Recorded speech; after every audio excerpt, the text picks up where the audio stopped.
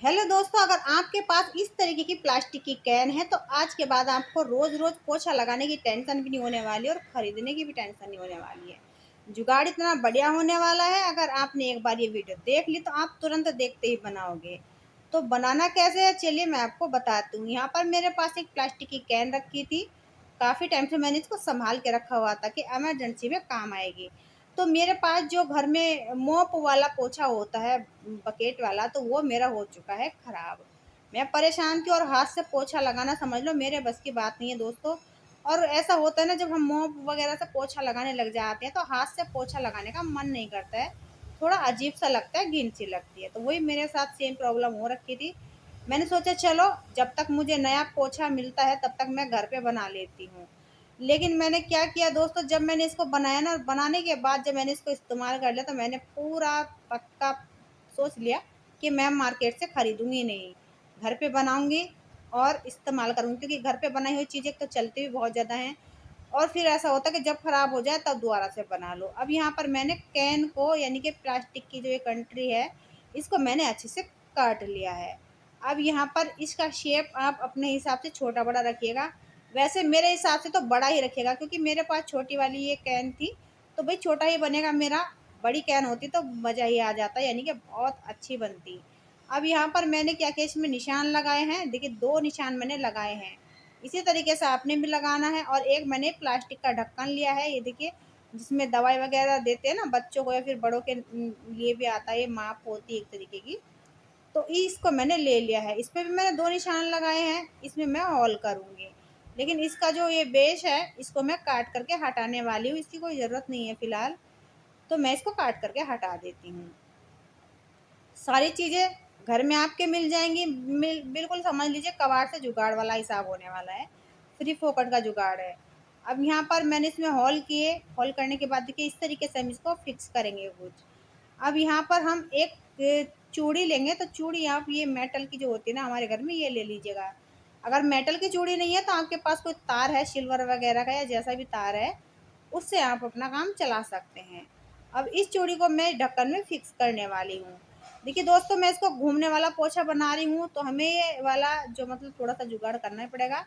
ढक्कन लगा दिया है मैंने। इसमें देखिए, इस तरीके से चूड़ी हमने अंदर की तरफ डाली। इसमें जो हमने ये प्लास्टिक कट की है कैन की, इसमें मैंने ये देखिए इस तरीके से फिक्स कर देनी है। बनाना बड़ा आसान है, लेकिन हाँ, बढ़िया काम करता है। आप इसे अपने तरीके से इस्तेमाल कर सकते हो। काफ़ी अच्छे से वर्क करा था, और कई तरीके से आप इस्तेमाल में ले सकते हो इसको।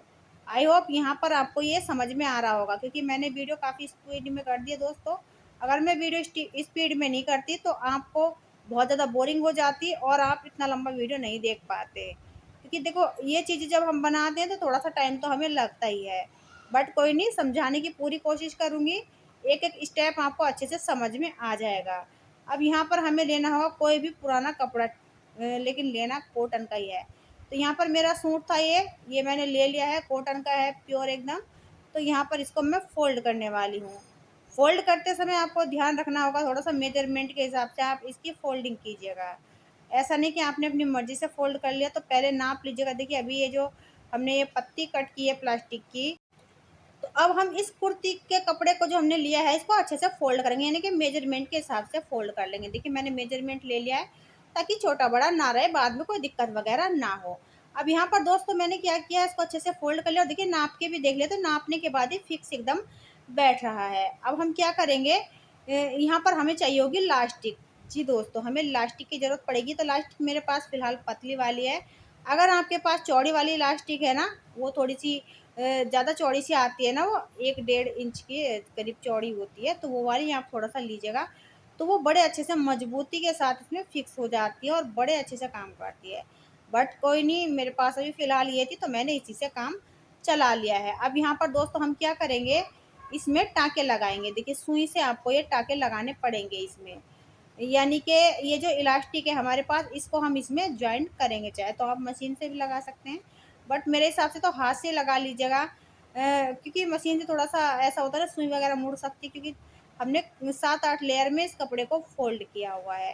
ज़्यादा टाइम नहीं लगेगा, थोड़ा-सा टाइम दे दीजिएगा आप अपना। 2 मिनट के करीब भी नहीं लगेंगे और आप इसको अच्छे से टक कर पाएंगे इलास्टिक को चारों तरफ से।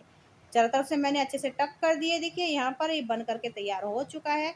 और इसी तरह की गद्दी आप ज़्यादा बना के रख लीजिए, 2-4 बना के रख लीजिए अपने हिसाब से, अगर आपको लगता है तो एक में भी काम हो जाता है वैसे। अब यहाँ पर हम देखिए इसको ना इस तरीके से फिक्स करेंगे, जो हमने ये प्लास्टिक का टुकड़ा कट किया था, ये बनाकर जो तैयार किया है, तो ये हम इस तरीके से फिक्स करेंगे। तो ये रबड़ के अंदर एडजस्ट रहेगा ना, तो ये मतलब निकल के नहीं गिरेगा कपड़ा। और ध्यान रखें इलास्टिक जो है ना आपकी बिल्कुल ढीली नहीं होनी चाहिए। इलास्टिक ढीली रहेगी तो ये काम नहीं करेगा, निकल जाएगा कपड़ा इसके अंदर से।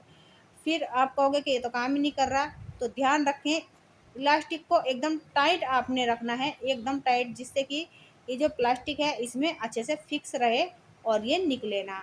अब पाइप भी मैंने लगा के देखा दोस्तों, तो ये भी थोड़ा सा ढीला आ रहा था ढक्कन में, क्योंकि मेरे पास ना ये जो हमारा मोप खराब हो चुका है ना, उसका पाइप रखा हुआ है, तो मैंने फेंका नहीं, भाई बड़े काम का है, आज काम आ गया और काम ही आता रहेगा, तो मैंने इसको रख लिया था। अब देखिए कितने अच्छे से काम कर रहा है ये।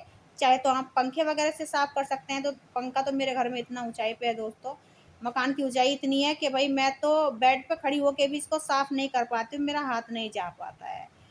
तो ये काफ़ी ऊंचाई पे लगा हुआ है, तो मुझे काफ़ी दिक्कत हो जाती, इस चक्कर से मैं पंखे भी साफ नहीं कर पाती हूँ।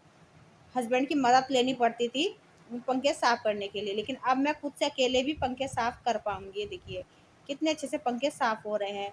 आप पंखों को जल्दी जल्दी साफ किया कीजिएगा, महीने में एक बार तो करना ही चाहिए, तो ज़्यादा गंदे नहीं होते। अब देखिए यहाँ पर कम से कम 4-5 महीने से तो पंखे मेरे घर के बिल्कुल साफ नहीं हुए थे, तभी आपको दिख रहा हो कितना यहाँ पे डस्ट और गंदगी जाले वगैरह इसके ऊपर उतर के आया है। तो समझ लीजिए दोस्तों कितने अच्छे से ये पंखों की भी क्लीनिंग कर देगा।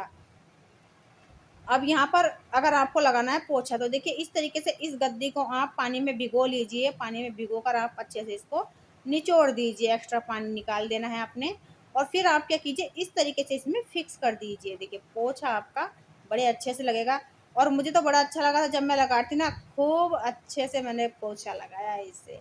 तो अभी फ़िलहाल मैं आपको लगा के दिखा देती हूँ ये कैसे वर्क करता है। ऐसे नहीं है आपके कुछ भी इधर उधर से वो करेंगे नहीं, ये इस तरीके से लगता है दोस्तों। ये देखिए आपने जैसे हॉस्पिटल वगैरह में भी देखा होगा ना, तो इसी तरीके से पोछा लगाते हुए आपने नोट किया होगा। तो ये इसी तरीके का पोछा बन के तैयार होता है। आप घूमते रहिएगा, जहाँ जहाँ पे पोछा नहीं लगा है वहाँ वहाँ पे पोछा लगता चला जाएगा और बड़े अच्छे से काम करता है। इसीलिए मैं कह रही हूँ थोड़ा सा बड़ा बनाइएगा तो बड़ा अच्छा और मतलब ज़्यादा एरिया कवर कर पाएगा। बच्चे भी लगा सकते हैं, देखिए बच्चों को भी बता सकते हैं कि बच्चे पानी वगैरह जैसे गिरा देते हैं इधर उधर, थोड़ा पानी भी गिर जाता है, तो इससे भी साफ कर सकते हैं। बार बार आपको हाथ डालने की ज़रूरत ही नहीं पड़ेगी पोछे में। आई होप दोस्तों आज की वीडियो आपको यूजफुल लगी होगी। अगर यूजफुल लगी है तो प्लीज़ वीडियो को एक लाइक ज़रूर कीजिएगा। चैनल पे पहली बार है तो सब्सक्राइब भी ज़रूर कीजिएगा।